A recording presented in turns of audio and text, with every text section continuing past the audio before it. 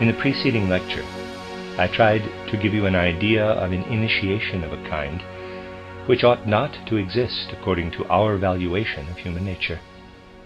This initiation, as we have seen it in Jesuitism, consists in the acquisition of certain occult faculties, which, when examined in the light of purified and cleansed occult thought, we cannot consider good. It will now be my task to show that the Rosicrucian way is characterized by all that respect for human nature which we ourselves feel. For this purpose we must be clear upon certain points. From explanations which up to the present day have been given under different forms, we know that the Rosicrucian initiation is essentially a development of the Christian initiation, so that we can speak of it as a Christian Rosicrucian initiation. In earlier courses of lectures, the purely Christian initiation with its 7 degrees and the Rosicrucian initiation, also with its 7 degrees, have been compared. But now we must specially note that in regard to initiation, the principle of the development of the human soul must be absolutely preserved. We know that the Rosicrucian initiation had its proper beginning somewhere about the 13th century. At that time it was recognized by those individualities who have to guide the deeper destinies of human evolution as the right initiation for the more advanced human souls. From this fact, it is evident that the initiation of the Rose Cross took specially into account the continuous progress of the human soul. Consequently, it had to take the further development of the human soul since the 13th century also into account. The souls, therefore, which today are to be led to initiation, can no longer adopt the standpoint of the 13th century. I want especially to point this out, because in our time there is such a strong desire to label everything with some mark or other, with some catchword. From this bad habit, not from any justified cause, the Theosophical movement has been labeled in such a way as might gradually lead to calamity. It is true that within our movement that which is called the principle of Rosicrucianism can be fully found. Within our Theosophical movement we can penetrate into the sources of Rosicrucianism. It is justifiable, on the one side, that persons who, by means of our present Theosophical training, penetrate into the sources of Rosicrucianism, should call themselves Rosicrucians. But it must be emphasized as strongly on the other side that outsiders have no right to call the Theosophical stream which we represent the Rosicrucian stream. For in that case, whether consciously or unconsciously, our movement is designated by a wholly wrong name. We are no longer standing at the point at which the Rosicrucians stand in the 13th century and onward through the following centuries, but we take into account the progress of the human soul. Consequently, what is pointed out in my book titled Knowledge of the Higher Worlds and Its Attainment as the way best adapted for entrance into the higher worlds must not, without further explanation, be confused with what may be called the Rosicrucian way. Through our stream we may penetrate into true Rosicrucianism, but the sphere of our spiritual movement, which comprises a far wider domain than that of the Rosicrucians vis-à-vis the whole of Theosophy, should not be designated as Rosicrucian. Our movement must simply be described as the Theosophy of today, as the 20th century Theosophy. Outsiders especially place themselves more or less unconsciously under some misunderstanding if they designate our movement simply as Rosicrucianism.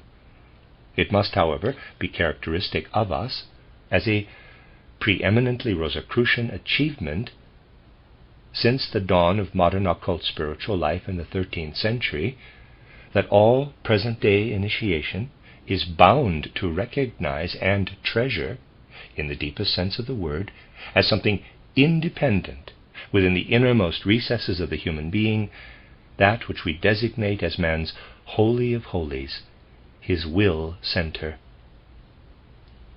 This obligation was shown in the last lecture.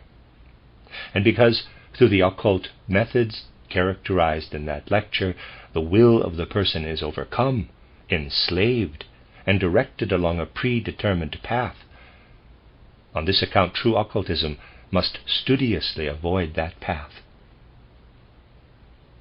Before we enter upon a description of Rosicrucianism, and upon a characterization of present-day initiation, we shall mention a fact which is decisive, vis-a-vis that the Rosicrucian initiation of 13th, 14th, and 15th, and even of the 16th and 17th centuries, has again had to be modified in our time. The Rosicrucianism of preceding centuries could not reckon with a spiritual element which since then has entered into human evolution. Without this element today, we cannot any longer understand rightly the beginning of all those spiritual streams which rise from the ground of occultism, or indeed of any theosophical stream.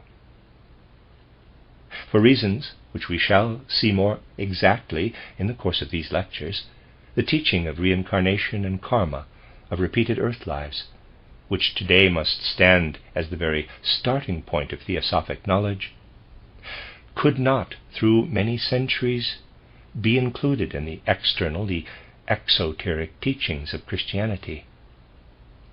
In the 13th century, the teaching of reincarnation and karma had not yet entered, in the highest sense, into the first stages of Rosicrucian initiation.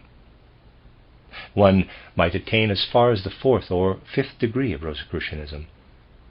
One could go through what is called in Rosicrucian initiation the Rosicrucian studium, the acquiring of imagination, the acquiring of the occult writing, the finding of the philosopher's stone, and could also experience something of what is called the mystic death.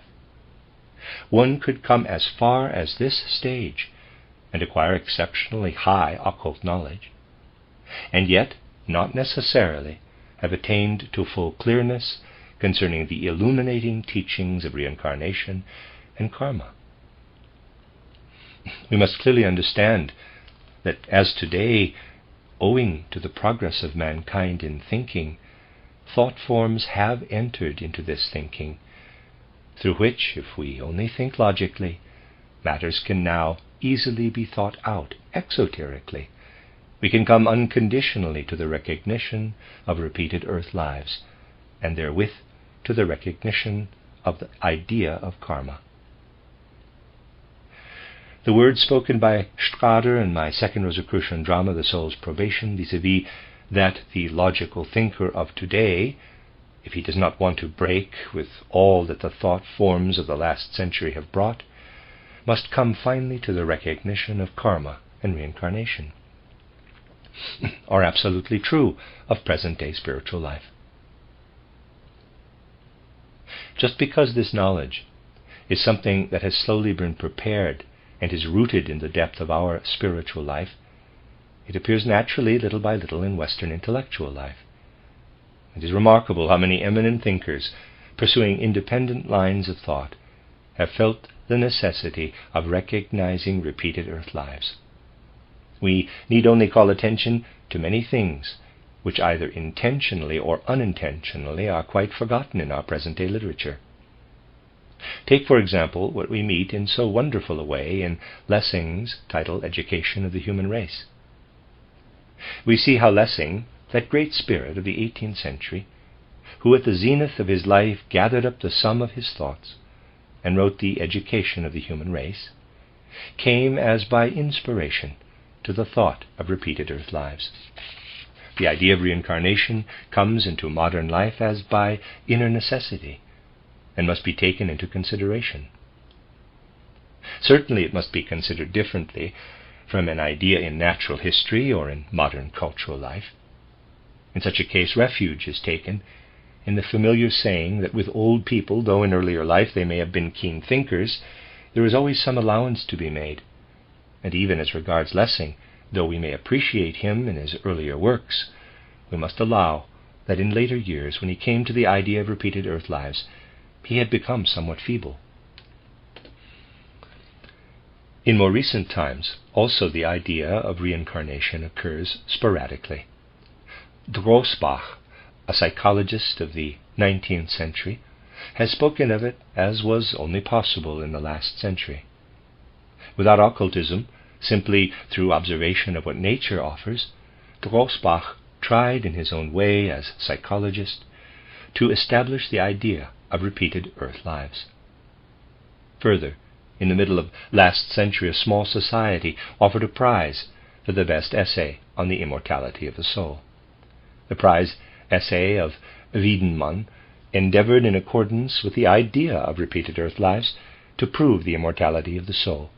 Imperfectly, to be sure, as needs must be in the 50s of the last century, when the thought forms were not yet so far developed. We might quote many references in which this idea of repeated earth lives springs up as a postulate, as a demand of the 19th century.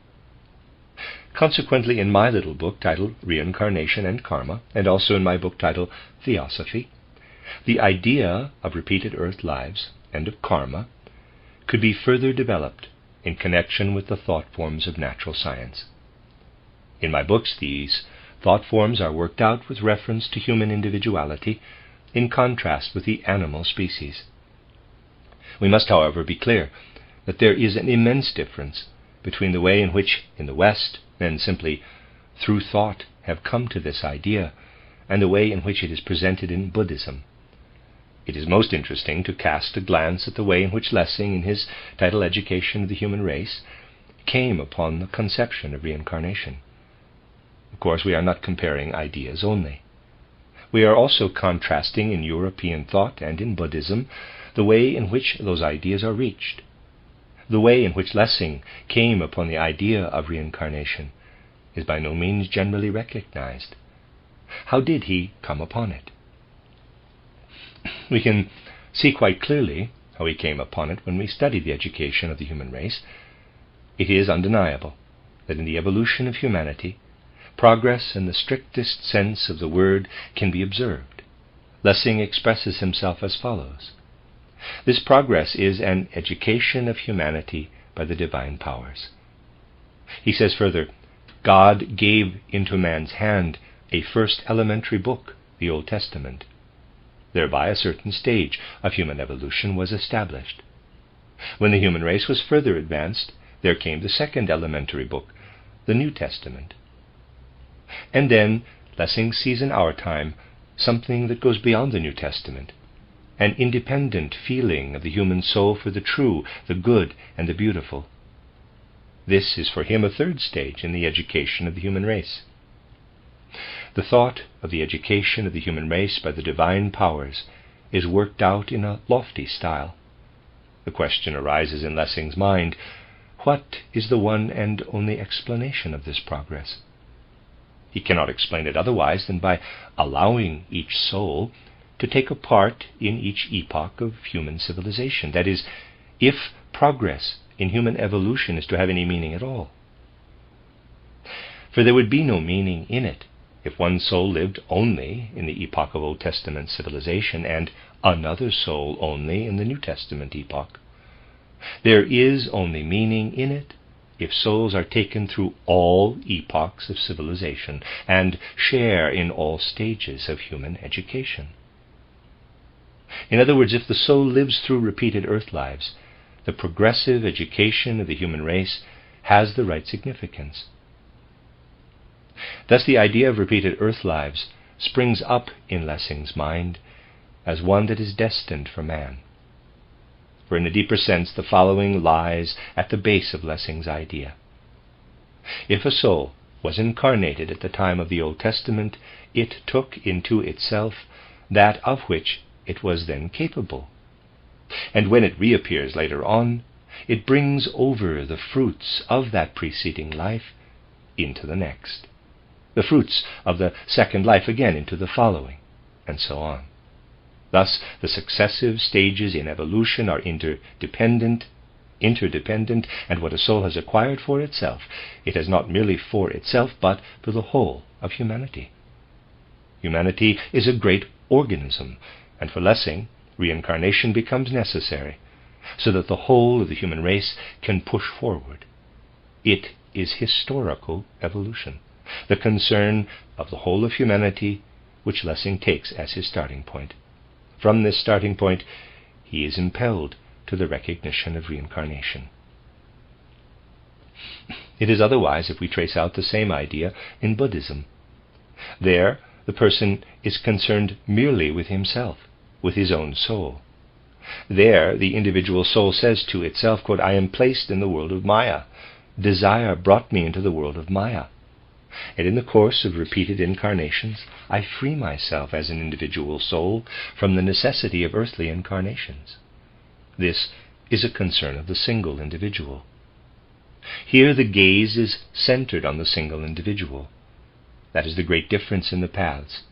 Whether a person looks on the question from within, as in Buddhism, or from without, as does Lessing, whose gaze takes in the whole of human evolution. In both cases, the same idea makes its appearance, but the path is quite another in the West. While the Buddhist limits himself to a concern of the individual soul, the gaze of the man of the West is directed to the concern of the whole of humanity. The man of the West feels himself bound up with all men, as within a single organism. What is it then that has taught the man of the West the necessity of thinking not simply of the individual, but of having continually before his mind, as the most important matter, that he has to do with the concern of collective humanity? This necessity has arisen within him through the fact that into the sphere of the heart, into his world of feeling, he has received the words of Christ Jesus concerning human brotherhood, that it is beyond all nationality, beyond all race characteristics, and that humanity is a great organism.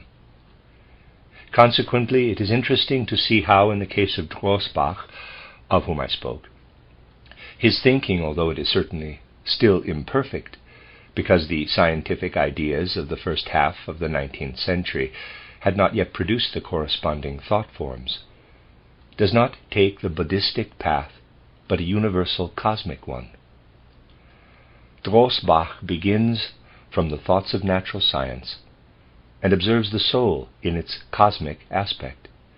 He cannot think otherwise of the soul than as the seed, which goes through an external form and reappears in other external forms. That is to say, it is reincarnated.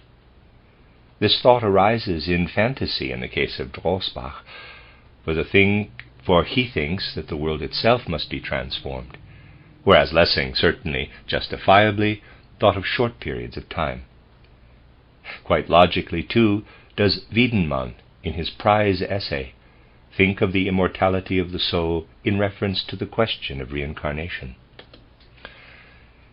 We see, therefore, that all these ideas appear sporadically, and it is right that in spite of faulty modes of thinking, they should spring up not only in minds such as these, but in others also.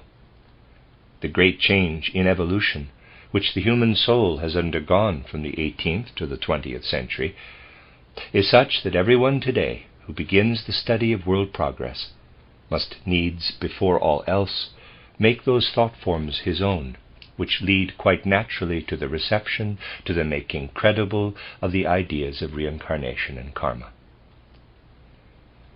Between the 13th and 18th centuries, human thought was not sufficiently advanced to come by itself to the recognition of reincarnation. We have always to begin from the ground on which human thought, at the period in question, stands in its most developed form. Today the starting point must be that form of thinking which, on the basis of natural science, regards the idea of repeated earth lives as logically or hypothetically tenable. Thus do the ages progress. Without specially describing the Rosicrucian path in the present lecture, we will consider what is really essential to both the Rosicrucian method and the method of initiation knowledge of the present time.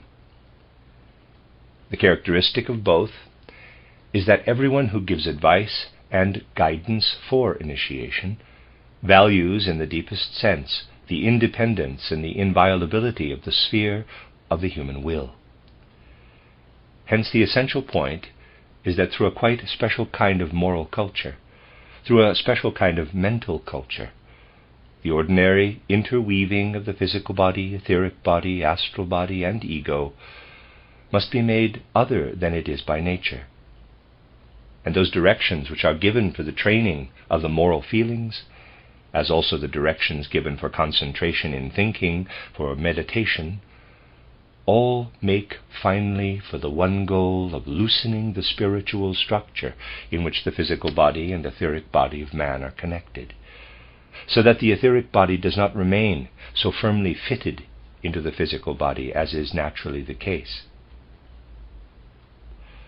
All exercises strive after this lifting out, this loosening of the etheric body. Thereby, another union between the astral body and the etheric body is brought about. It is through the fact that in our ordinary life, the etheric body and the physical body are in a high degree firmly united, that in ordinary daily life our astral body cannot feel anything, cannot experience anything of what is going on in the etheric body. Through the fact that the etheric body has its seat within the physical body, our astral body and our ego, by means of the physical body, perceive only that which the physical body allows to come to them from the world through the instrument of the brain. The etheric body is too deeply embedded in the physical body for it to be experienced by man in ordinary life as an independent entity, as an independent instrument of cognition, and also as an instrument of feeling and willing. The efforts in concentrated thinking according to instructions given today, and as they were given also by the Rosicrucians, the efforts in meditation, the cleansing of the moral feelings, all these finally produce the effect on the etheric body, which is described in my volume titled Knowledge of the Higher Worlds and Its Attainment. As we use our eyes for seeing and our hands for grasping, so eventually we shall use the etheric with its organs, not, however, for looking into the physical world, but into the spiritual world. The way in which we gather together our inner life and concentrate in it works for the independence of the etheric body. But we must previously, at least tentatively, permeate ourselves with the idea of karma. And we permeate ourselves with the idea of karma when we establish an equilibrium as regards morality, an equilibrium of the psychic forces of feeling. A person who cannot, to a certain extent, grasp the thought that, quote, in the long run I myself am to blame for my impulses, close quote, will not be able to make good progress. A certain equanimity and understanding, even if only a purely hypothetical understanding with regard to karma, is necessary as a starting point. A person who, quote, never gets away, close quote, from his ego, who is so dependent upon his narrowly limited ways of feeling and perception that when things do not succeed with him, he attaches the blame always to others and never to himself. A person who is always filled with the idea that the world or a part of his environment is against him, who, to put it simply, is to a certain extent an embittered hypochondriac. A man who does not get beyond that which he may attain when he grasps with ordinary thinking what can be learned from exoteric theosophy. Such a person will find progress specially difficult. Hence it is well that in order to develop equanimity and calmness of soul, we should make ourselves familiar with the idea that when something does not succeed, particularly on the occult path, we must blame not others, but ourselves. That best helps forward our progress. What helps least is when we want always to lay the blame on the world outside, when we are always wanting to change its methods. our attitude in such matters is much more important than perhaps appears. It is better continually to test carefully how little we have learned, and to seek the fault in ourselves when progress is not made.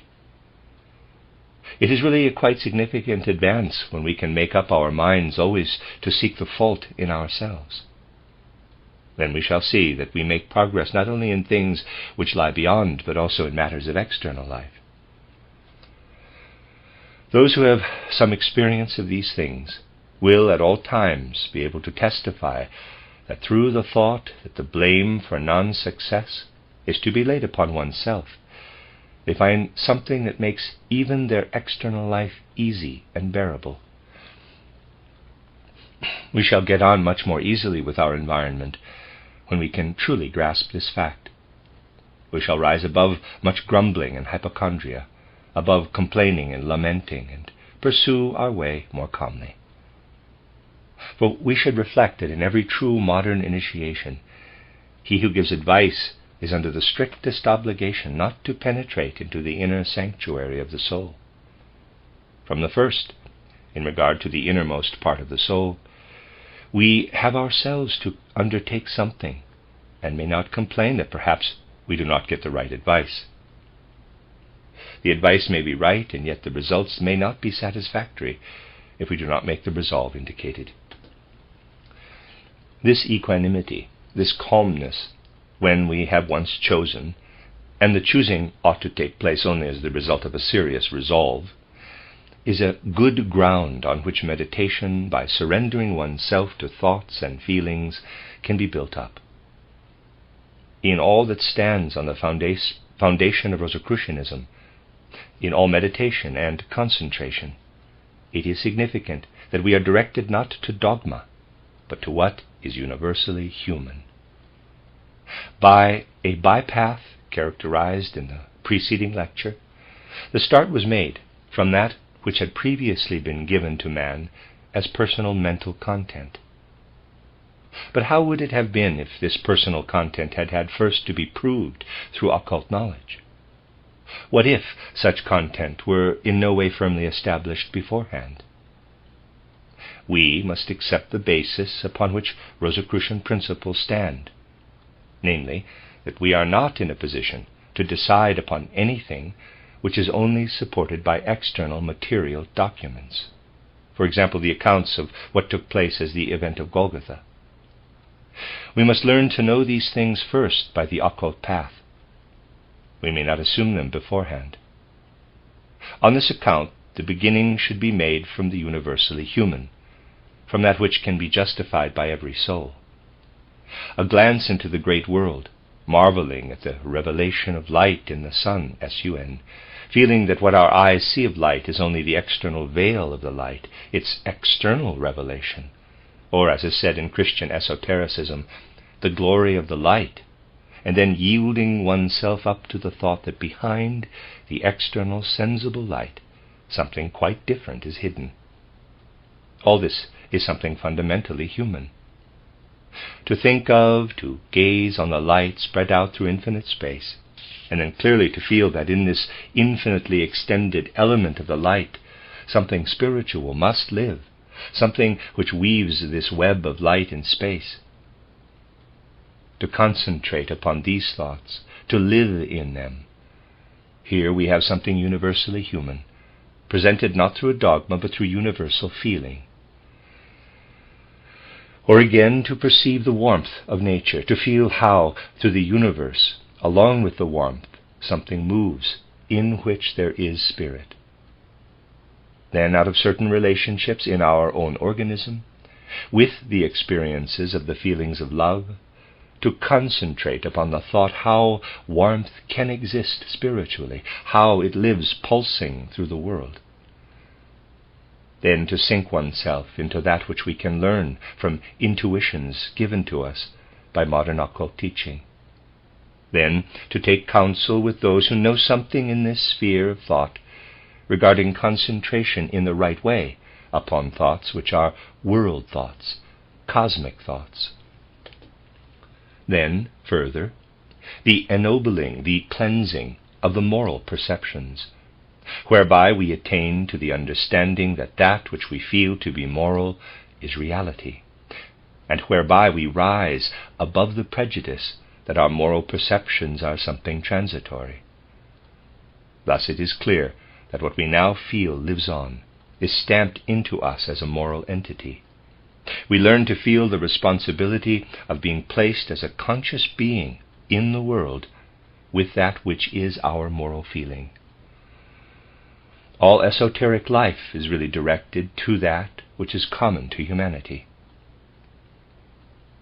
I shall now describe how far we can attain if we give ourselves up to exercises which begin from our human nature, if we only surrender ourselves to a wise self-examination of our human nature. Starting from this point, we attain to the loosening of the connection between the physical body and the etheric body, and to a new kind of knowledge. We give birth, as it were, to a second man within ourselves, so that we are no longer so firmly connected with the physical body as before. And in the supreme moments of life, we feel the etheric and astral bodies embedded, as it were, in an external sheath, and thereby know ourselves to be free from the instrument of the physical body. This it is which we attain. We shall certainly be led to see our physical body in its true being, and to recognize how it affects us when we are within it. We shall only become aware of the whole working of the physical body upon us when we have in a certain sense come out of it, like the snake which, when it has cast its skin, can look upon the skin from outside, though feeling it a part of itself. To the first stages of initiation we learn, in like manner, to feel ourselves free from the physical body, and learn to recognize it. In this moment, quite special feelings steal over us, which may be described as follows. There are so many different experiences along the path of initiation that as yet it has not been possible to describe them all. In Title Knowledge of the Higher Worlds and its Attainment, you find much on the subject, but there is much more than is contained in that volume. The first experience, one known to nearly every one of us who in ordinary life pursues the path of knowledge, is such that, speaking in accordance with our feeling, we say, quote, "This physical body as it is, as it appears to me, has not been formed by myself. It is certain that I have not made this physical body through which I have been brought to what I am in the world.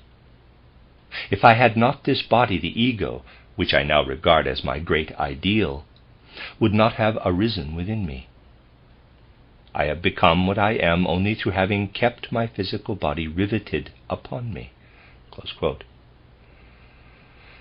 There arises, first of all, something like resentment against the cosmic powers that, quote, "I have become what I am." Close quote. It is easy to say, quote, "I will not cherish this resentment." Close quote. When there arises before us in melancholy majesty that which we have become through the way in which we are bound up with our physical body, its power is overwhelming. We feel something like resentment or bitter hatred against the cosmic powers that we are what we are. But now our occult training must be so far advanced that we overcome this hatred, and on a higher stage can say with our whole being, with our individuality which has already come down into incarnations, it is we who are responsible for what our physical body has become. When we overcome this bitterness, there arises the feeling, already often described, quote, "Now I know that I am that very thing which appears there as the transformed figure of my physical being, that I am myself. But because it was crushing me to death, I knew nothing of my physical being." Close quote.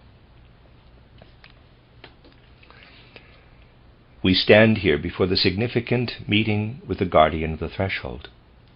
But if we come so far, if through the strenuousness of our exercises we experience what has just been said, then from out of what is common to human nature, We recognize that what we are in our present form is the result of preceding incarnations. But we also recognize that we have to experience the deepest pain and must work ourselves out beyond this pain to the conquest of our present existence.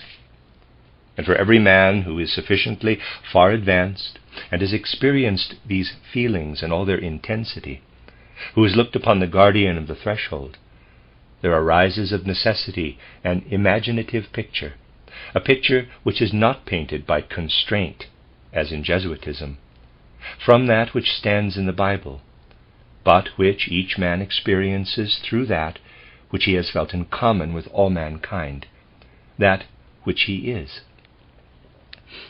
Through these very experiences, he would quite naturally come to know the picture of the divine ideal man, who, like us, lived in a physical body, and who, like us, in this physical body felt all that can be done by a physical body.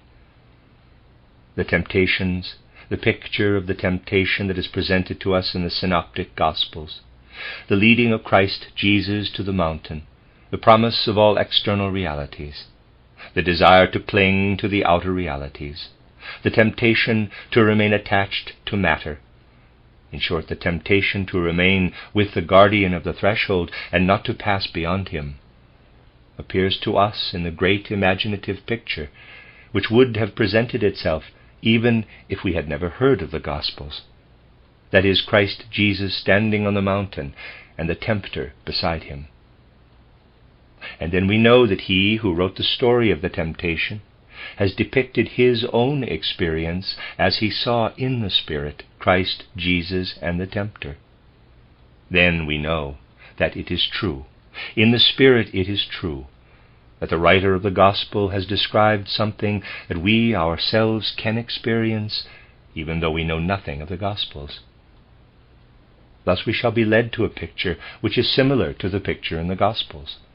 We gain for ourselves what stands in the Gospels. Nothing is constrained. Everything is drawn forth from the depths of our own nature.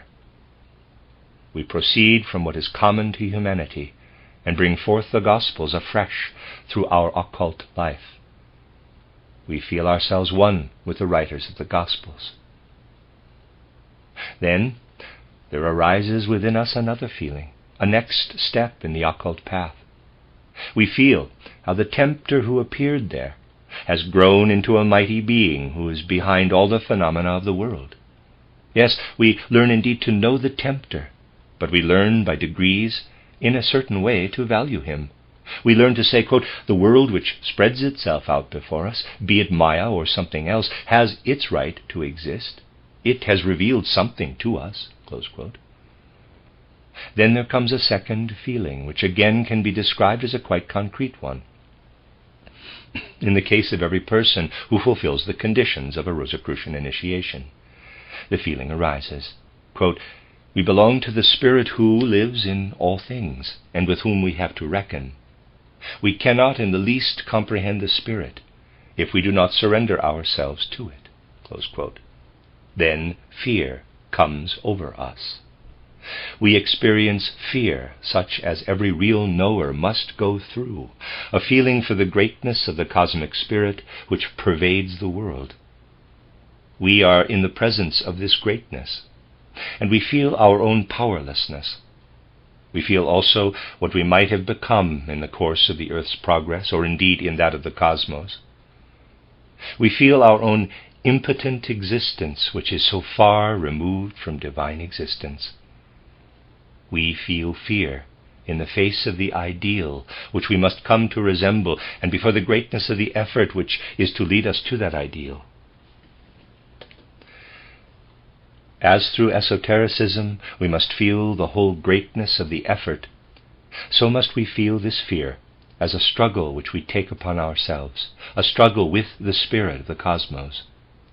When we feel this, our own littleness, the necessity laid upon us to struggle in order to attain our ideal, to become one with that which works and weaves in the world, when we experience it with fear, then only may we lay this fear aside and betake ourselves to the path to the paths which lead us to our ideal? But because we feel this so fully and rightly, there comes before us yet another significant imagination. If we had never read a gospel, if mankind had never had such an external book, a spiritual picture would rise before our clairvoyant sight. We are led out into the solitude which stands clearly before the inner eye, EYE, and we are brought before the picture of the ideal man, who in a human body experienced all the anguish, the terrors in their infinite greatness, which we ourselves can taste in this moment. The picture of Christ in Gethsemane stands before us as he experienced fear in an overwhelmingly intensified degree, the fear that we ourselves must feel on the path of initiation, the fear that wrung from his brow the bloody sweat. This picture we have at a certain point of our occult path, without external documents. Like two mighty pillars there stand before us upon the occult path the story of the temptation experienced spiritually, and the scene on the Mount of Olives experienced spiritually. And then we understand the words, watch and pray, and live in prayer, so that ye may never be tempted to remain standing on any one point, but that ye may continually stride forward. This means experiencing the Gospels first. It means that we experience everything, so that we could write it down just as the writers of the Gospels have described it. For we do not need to take the two pictures just described out of the Gospel. We can take them out of our own inner consciousness. We can bring them forth out of the Holy of Holies of the soul.